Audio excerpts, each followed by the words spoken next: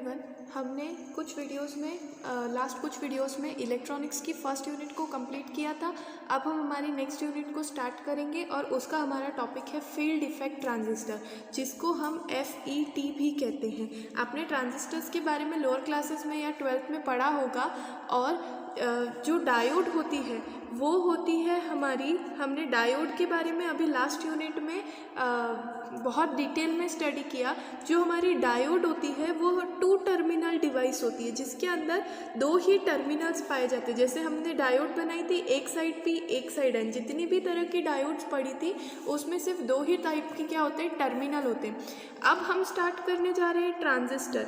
Transistor का क्या मतलब होता है, 3 टर्मिनल डिवाइस, जिसके अंदर हम 3 टाइप के टर्मिनल्स को बनाएंगे और उसको ऑपरेट करना सीखेंगे। उन्हें हम बोलते हैं ट्रांजिस्टर्स। ट्रांजिस्टर्स जो होते हैं बहुत टाइप के होते हैं। BJTs होते हैं, बाईपोलर जंक्शन ट्रांजिस्टर, जिनके बारे में आपने 12th में पढ़ा होगा, जो कि PNP और NPN 2 टाइप के होते हैं। और वो ट्रांजिस्टर्स को भी हम आगे की यूनिट्स में बहुत डिटेल में पढ़ेंगे। लेकिन अभी हम एक नए टाइप के ट्रांजिस्टर को पढ़ेंगे जिसे हम कहते हैं फील्ड इफेक्ट ट्रांजिस्टर या FET।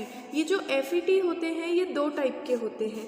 एक होता है JFET और एक होता है MOSFET। ओके, JFET क्या होता है, junction field effect transistor, junction field effect transistor. और MOSFET क्या होता है, मेटल ऑक्साइड, क्या होता है, metal oxide semiconductor, metal oxide semiconductor field effect transistor. तो इन दोनों ही टाइप के FETs के बारे में हम बहुत डिटेल में पढ़ेंगे। सबसे पहले आज जो हम इस वीडियो में स्टार्ट करने जा रहे हैं वो है हमारा JFET।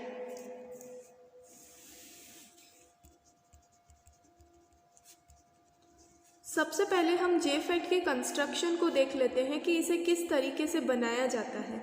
तो जैसा कि मैंने बताया, इसमें 3 टर्मिनल होते हैं, ठीक है। तो JFET को बनाने के लिए सबसे पहले एक वेफर ली जाती है किसी टाइप के सेमीकंडक्टर की। जो JFET होता है वो 2 टाइप का होता है, ये भी मैं आपको पहले ही बता देती हूँ। एक होता है N चैनल और एक होता है P चैनल। तो सबसे पहले अगर हमें N चैनल टाइप का JFET बनाना है तो हम क्या करते हैं, एक N टाइप के सेमीकंडक्टर की क्या ले लेते हैं, वेफर ले लेते हैं। और उसमें दोनों तरफ ऑपोजिट टाइप की डोपिंग की जाती है। जैसे आपने अगर ये N टाइप का सेमीकंडक्टर लिया है तो इसके 2 सिरों पर ऑपोजिट टाइप की डोपिंग की जाती है, वो भी बहुत ज़्यादा मात्रा में, ठीक है। यहाँ पर जैसे आपने N लिया है तो यहाँ डोपिंग किसकी की जाएगी, P टाइप की डोपिंग की जाएगी और उसकी कंसंट्रेशन को बहुत ज़्यादा हाई रखा जाता है। तो इस तरह से जो ये बीच में वाला जो पोर्शन होता है ये चैनल कहलाता है। इसे चैनल क्यों कहते हैं ये भी हम आगे इसकी वर्किंग में डिटेल में पढ़ेंगे। तो इस टाइप का जो सेमीकंडक्टर बनता है जिसमें जो चैनल है वो N टाइप का है, इसे हम बोलते हैं N चैनल सेमीकंडक्टर। इसी तरह से अगर आपको P चैनल सेमीकंडक्टर बनाना है तो हम क्या करते हैं, P टाइप के सेमीकंडक्टर की एक वेफर लेते हैं और उसके दोनों सिरों पर N टाइप की बहुत ज़्यादा क्या करा देते हैं, डोपिंग करा देते हैं। तो ये वाला जो ट्रांजिस्टर बनेगा ये क्या कहलाएगा, P चैनल, और ये वाला ट्रांजिस्टर क्या कहलाएगा, N चैनल। अब इन्हें चैनल्स क्यों कहा जाता है ये हम इसकी वर्किंग में समझेंगे। ओके, अब उसके बाद जो चैनल है उससे 2 टर्मिनल निकलते हैं। ये जो चैनल है इनको ओमिक कॉन्टैक्ट या मेटालिक कॉन्टैक्ट से बाहर के सर्किट से जोड़ने के लिए टर्मिनल बनाए जाते हैं। तो इसके अंदर एक होता है सोर्स टर्मिनल और एक होता है ड्रेन टर्मिनल। जैसे आपने BJT पढ़ा था उसके अंदर होता है बेस होता है, एमिटर होता है और कंडक्टर होता है, बेस होता है, कलेक्टर होता है और एमिटर होता है ना। उसी टाइप से यहाँ पर 2 टर्मिनल्स बनाए जाते हैं। एक को हम सोर्स टर्मिनल कहते हैं, दूसरे को ड्रेन टर्मिनल कहते हैं। और ये जो हमने डोपिंग की है ऑपोजिट टाइप की, यहाँ से टर्मिनल जो निकाले जाते हैं ओमिक कॉन्टैक्ट से, उनको हम कहते हैं गेट टर्मिनल। ये जो गेट टर्मिनल होता है, देखने में आपको ये डिवाइस जो है वो 4 टर्मिनल डिवाइस दिखाई दे रही होगी, लेकिन ये जो दोनों गेट टर्मिनल्स हैं उनको आपस में क्या कर दिया जाता है, कनेक्ट कर दिया जाता है। आगे जब हम इसकी वर्किंग पढ़ेंगे तो उसमें हम देखेंगे कि ये जो गेट टर्मिनल है इन दोनों को ही आपस में क्या कर दिया जाता है, कनेक्ट कर दिया जाता है। तो अब आप देख पा रहे होंगे कि इसमें सिर्फ 3 टर्मिनल होते हैं। एक है हमारा सोर्स टर्मिनल, एक है ड्रेन टर्मिनल और तीसरा है हमारा गेट टर्मिनल। इसमें भी इसी तरह से होता है। ये हो गया हमारा सोर्स टर्मिनल, ये हो गया हमारा ड्रेन टर्मिनल, और यहाँ से इन दोनों गेट्स को आपस में क्या कर दिया जाएगा, कनेक्ट कर दिया जाएगा, और वो हमारा बनाएगा गेट टर्मिनल। ये देखिए यहाँ पर हमें क्या मिलेगा, गेट टर्मिनल। तो 3 टर्मिनल डिवाइस हो गई, ठीक है। अब इसे फील्ड इफेक्ट ट्रांजिस्टर क्यों कहा जाता है, इन सारी चीज़ों को समझने के लिए अब हमें इसकी वर्किंग को समझना होगा।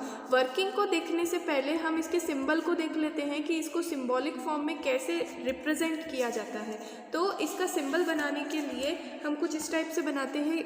यहाँ से हम दिखाते हैं गेट टर्मिनल, एक लाइन खींच करके ये हमने क्या बनाया, गेट टर्मिनल, इस तरह से, ठीक है। और एक हो जाएगा हमारा सोर्स टर्मिनल और एक हो जाएगा हमारा ड्रेन टर्मिनल। ये हुआ ड्रेन, ये हुआ सोर्स, और ये क्या हुआ, गेट। और जैसे हम बीजेटी में एक गोला बनाते हैं, बीजेटी को हम डिटेल में पढ़ेंगे अगले लेक्चर्स में, तो उसका जो हम बनाते हैं सिंबल वो कुछ इस टाइप से होता है ना। ये होता है बीजेटी का सिंबल और ये है हमारा एफईटी का सिंबल, ठीक है। अब एक एन टाइप का एफईटी का सिंबल होगा, एक पी टाइप के एफईटी का सिंबल होगा। तो मान लेते हैं ये एन चैनल एफईटी है और इसी तरह से एक हम पी चैनल एफईटी को भी बना लेते हैं। दोनों में फ़र्क क्या होता है, फ़र्क होता है सिर्फ डायरेक्शन ऑफ करंट में, बाकी सारी चीज़ें सेम होती हैं। जैसे बीजेटी में भी एनपीएन और पीएनपी में डायरेक्शन ऑफ करंट डिफरेंट होती है, इसी तरह से इसमें भी एन चैनल और पी चैनल की करंट की डायरेक्शन में क्या होगी, डिफरेंस होगी। जो एन चैनल एफईटी होता है उसमें करंट जो है वो गेट से अंदर की साइड आती है, ठीक है, और इसके अंदर हमें करंट जो होती है वो गेट की तरफ बनाई जाती है।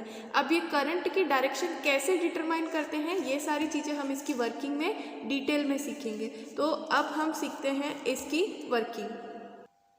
अब इसकी वर्किंग को समझने के लिए हमें सबसे पहला पॉइंट दिमाग में ये रखना पड़ेगा कि हम, ये होता है इसका सोर्स टर्मिनल और ये होता है इसका ड्रेन टर्मिनल।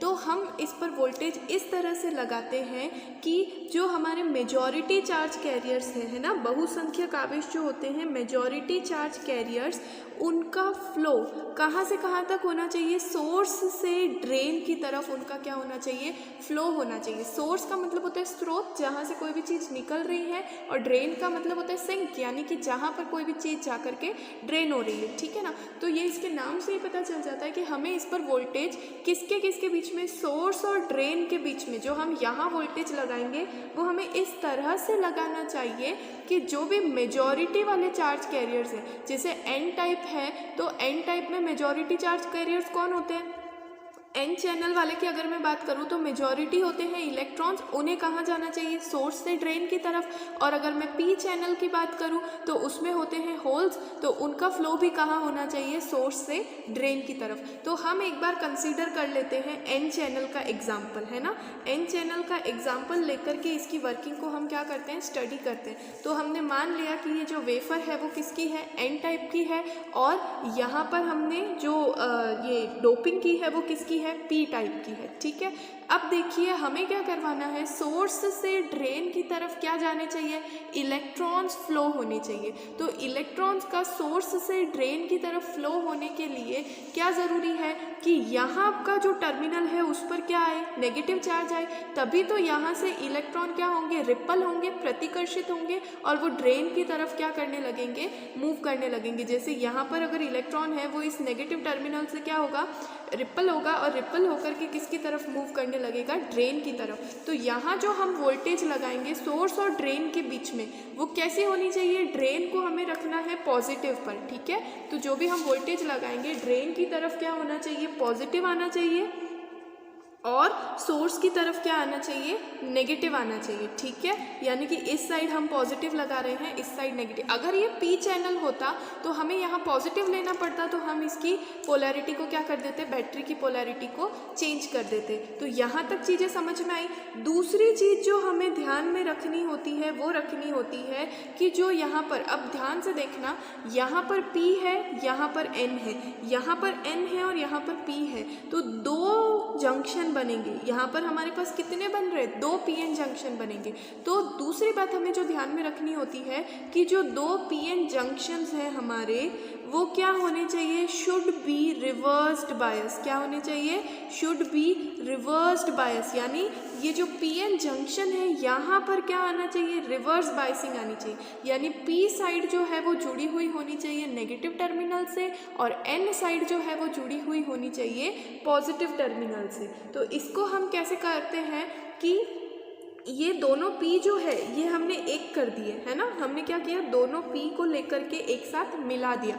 अब इस P को रखना है हमें नेगेटिव पर और इस N साइड को, यानी कि ये वाली साइड है सोर्स वाली साइड, इस N साइड को हमें रखना है पॉजिटिव पर। N कहाँ से कनेक्टेड है, सोर्स से कनेक्टेड है, तो इसको हमें रखना है पॉजिटिव पर और P वाली साइड जो है इसको हमें रखना है नेगेटिव पर। ठीक है, अब आप देख रहे होंगे, आपको ये पता चलेगा कि यहाँ से तो सोर्स क्या हो गया, पॉजिटिव से कनेक्ट हो गया। हमने चाहा था कि सोर्स कैसा रहे, नेगेटिव पर रहे इस ड्रेन के कंपैरिजन में। तो इसका मतलब ये होता है कि ये जो पॉजिटिव वोल्ट है ये इस पॉजिटिव वोल्ट की कंपैरिजन में क्या है, बहुत ही कम है ना। उस केस में जो ड्रेन होगा वो ज़्यादा पॉजिटिविटी वाला हो जाएगा और इसकी पॉजिटिविटी क्या हो जाएगी, कम हो जाएगी। इसलिए हम इसको ये मान सकते हैं कि पोटेंशियल डिफरेंस कुछ इस तरह से है कि ड्रेन हमारा हायर पोटेंशियल पर है, ड्रेन किस पर है, हायर पोटेंशियल पर है, और जो सोर्स है हमारा वो किस पर होना चाहिए, लोअर पोटेंशियल पर होना चाहिए। तो आपको पता है कि करंट किस तरफ, ये करंट किस तरफ जाएगी, हाई पोटेंशियल से लो पोटेंशियल, लेकिन इलेक्ट्रॉन कहाँ से कहाँ जाएंगे, लो पोटेंशियल से हाई पोटेंशियल की तरफ इलेक्ट्रॉन क्या होने लगेंगे, मोशन करने लगेंगे। ठीक है, और इस पूरी कंडीशन को बैलेंस्ड रखने के लिए हम सोर्स को क्या कर देते हैं, ग्राउंडेड कर देते हैं। इससे होगा क्या, हमने सोर्स टर्मिनल को क्या कर दिया, ग्राउंड कर दिया। तो जिस भी चीज़ को हम ग्राउंडेड कर देते हैं उसका वोल्टेज कितना होता है, 0 वोल्ट होता है ना। तो ये जो सोर्स पर आने वाला वोल्टेज होगा, ठीक है, वो क्या हो जाएगा, 0 वोल्ट। और ड्रेन पर हमने लगाया है पॉजिटिव वाला, ठीक है ना, जो भी आपने लगाया, अगर 10 वोल्ट की बैटरी है तो प्लस का 10 वोल्ट, और ये वाले जो चैनल है गेट वाले, उन पर कैसा आ जाएगा, नेगेटिव आ जाएगा। तो सारी कंडीशन बैलेंस हो गई ना। देखो ड्रेन जो हो गई वो पॉजिटिव पर हो गई, सोर्स हमारा 0 वोल्ट पर आ गया और ये जो गेट है वो हमारा क्या आ गया, नेगेटिव पर आ गया। ड्रेन के कंपैरिजन में सोर्स लो पोटेंशियल पर है और जो हमारी पीएन जंक्शन डायोड है वो क्या होनी चाहिए थी, रिवर्स बायस। वो कंडीशन भी पूरी हो गई। कैसे पूरी हो गई, एन की साइड पर तो लगाया हमने 0 और पी की साइड लगाया हमने नेगेटिव वोल्टेज, तो हो गई ना, पी पर बहुत कम वोल्टेज हो गया और एन पर हमारा हो गया कंपैरेटिवली ज़्यादा वोल्टेज। तो सारी कंडीशन क्या हो गई, फुलफिल हो गई। अब होगा क्या, मैंने आपको बताया था कि एक बार के लिए इन गेट टर्मिनल्स को अगर हम भूल जाएं तो हमने क्या किया है, सोर्स को रखा है नेगेटिव पर, यानी कि लो पोटेंशियल पर। नेगेटिव का क्या मतलब है, लो पोटेंशियल है ना, कम विभव पर रखा है। और ड्रेन को तो इसके कंपैरिजन में ये नेगेटिव हो जाएगा ना, ठीक है, और ड्रेन को हमने रखा है हाई पोटेंशियल पर। तो इलेक्ट्रॉन जो है वो सोर्स से ड्रेन की तरफ चलने लगेंगे और जब इलेक्ट्रॉन सोर्स से ड्रेन की तरफ चलेंगे तो करंट क्या हो जाएगी, ड्रेन करंट प्रोड्यूस होने लगेगी। ड्रेन से सोर्स की डायरेक्शन में क्या चलेगी, करंट चलेगी। वैसे भी दिखती सी बात है, बैटरी के पॉजिटिव से नेगेटिव की साइड पे करंट चलती है, तो यहाँ पर हमें क्या मिलेगी, ड्रेन करंट मिलेगी। ठीक है, अब हमने क्या किया है, यहाँ पर इनकी रिवर्स बायसिंग कर दी है। ठीक है, यहाँ पर हमने जंक्शंस को क्या कर दिया है, रिवर्स बायसिंग कर दिया। तो हमने पढ़ा है रिवर्स बायसिंग को कि रिवर्स बायस करने पर जो डिप्लीशन रीजन होता है वो क्या होने लगता है, फॉर्म होने लगता है। ये जो एन साइड है यहाँ पर क्या आने लगेंगे, होल्स इकट्ठा होने लगेंगे, है ना, हमने इसको पढ़ा था। ये जो पीएन जंक्शन होता है यहाँ पर क्या बनती है, डिप्लीशन रीजन। ये पी साइड है, ये एन साइड है, तो यहाँ पर क्या एक्यूमुलेट होने लगेंगे, इलेक्ट्रॉन्स एक्यूमुलेट होने लगेंगे और यहाँ पर क्या होने लगेंगे, होल्स एक्यूमुलेट होने लगेंगे। तो यहाँ पर धीरे धीरे क्या बनेगी, डिप्लीशन रीजन क्या होने लगेगी, फॉर्म होने लगेगी। ठीक है, कुछ इस तरीके से यहाँ पर क्या होने लगेगी, डिप्लीशन रीजन क्या होने लगेगा, फॉर्मेशन होने लगेगा, formation of depletion region. Depletion region का क्या होने लगा, फॉर्मेशन होने लगा। लेकिन इसका जो शेप होता है वो कुछ इस तरीके का होता है। अब इस तरीके का क्यों होता है, इस तरीके का इसलिए होता है क्योंकि एन साइड पर होल्स एक्यूमुलेट होते हैं, यानी कि जो डिप्लीशन रीजन बनेगी उसमें N की तरफ आने लगेंगे होल्स और P की तरफ क्या आने लगेंगे, इलेक्ट्रॉन्स। और यहाँ से हमने जो वोल्टेज लगाया है ना, इस वोल्टेज को हम नाम दे देते हैं VDD। तो ये जो हमने VDD वोल्टेज लगाया है ये किसको रिपल कर रहा है, इलेक्ट्रॉन को रिपल कर रहा है। यहाँ पर इसमें कुछ होल एक्यूमुलेट हुए हैं और यहाँ से इलेक्ट्रॉन जा रहे हैं, तो उनका क्या हो जाएगा, रिकॉम्बिनेशन हो जाएगा। और रिकॉम्बिनेशन होने की वजह से यहाँ पर डिप्लीशन रीजन की चौड़ाई जैसे ही बढ़ेगी वैसे वापस घट जाएगी, है ना। तो यहाँ पर डिप्लीशन रीजन की चौड़ाई कम होगी, लेकिन इसकी चौड़ाई कुछ इस तरह से क्या होगी, बढ़ती जाएगी, है ना। यहाँ पर रिकॉम्बिनेशन की वजह से चौड़ाई कम होती जाएगी।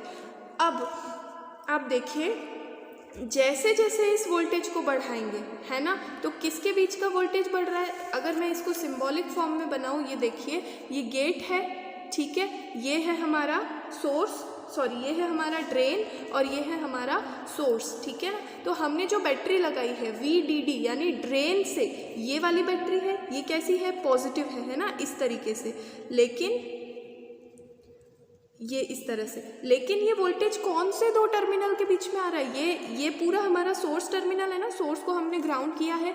ये जो देखा जाए तो ये ऊपर वाला ड्रेन टर्मिनल है और ये वाला क्या है, हमारा सोर्स टर्मिनल की लाइन है। तो इन दोनों के बीच में आने वाला वोल्टेज कौन सा है, VDS। यानी इस बैटरी को लगाने की वजह से हमें ड्रेन और सोर्स के बीच में क्या मिलेगा, वोल्टेज मिलेगा।